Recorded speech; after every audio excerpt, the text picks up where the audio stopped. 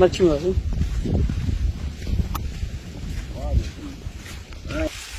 ये पानी बेचारो हाणे हे तव्हांखे सीन ॾेखारे रहिया आहियूं सिर्फ़ु सिंपीअ ते ठीकु आहे न हे जेको आहे मच्छियूं मरण थियूं पयूं हेॾां ॾिसंदा वञो हे अॻिते ईंदियूं थियूं वञनि होॾे थो अॻिते थी न वञे अॻिते थी न वञे हे ॾिसो हे वॾियूं मच्छियूं आहिनि की कीअं आहिनि हे ज़हरात आहे ऐं पंहिंजो हे कीअं कहिड़े तरीक़े सां वठे अगरि तूं हेॾां थींदो हाणे ॾिसो पाणी ज़हरीलो अचे नथो ऐं ज़हरीलो पाणी जेको आहे न अचे थो हेॾां अचे न बचा हा अचे थी जाए थोरो हे ॾिसो हे ज़हरीलो पाणी अचे थो पियो हे मच्छियूं आहिनि हे ॾिसो हे तड़पनि थियूं पयूं हे मरनि थियूं पयूं हिन में होॾे ॾिसो हीउ ज़हरीलो पाणी हिते पहुतो हे तव्हां ॾिसो त माना छा हाल आहे हे मच्छियूं आहिनि हे ॾिसो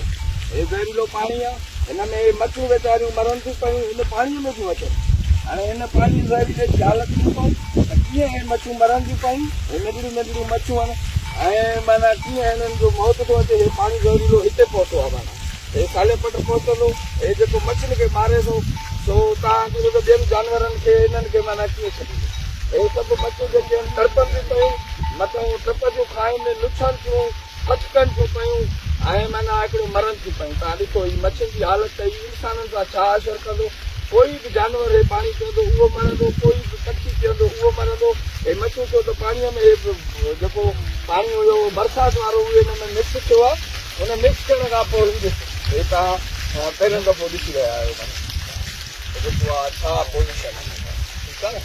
हे तव्हां ॾिसो त छा हालत आहे ऐं हे कहिड़े करे हे पाणी हले थो पियो इहो जेको केमिकल वारो पाणी तव्हांखे ॾेखारियो आयुमि मां पहिरियां जेको आहे कट ॾेखारियामांव वग़ैरह ॾेखारियामांव हाणे मच्छियूं हेॾो ॾिसो था ख़ुशि आहे हाणे हे ॾिसो हा भाई कीअं हे पाणी छा आहे हितां बि हा ज़हरीलो आहे छा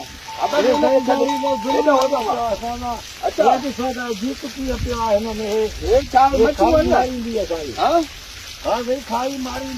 सब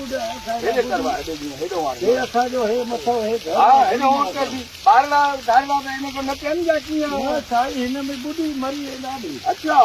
जे माना को जानवर वगैरह उठे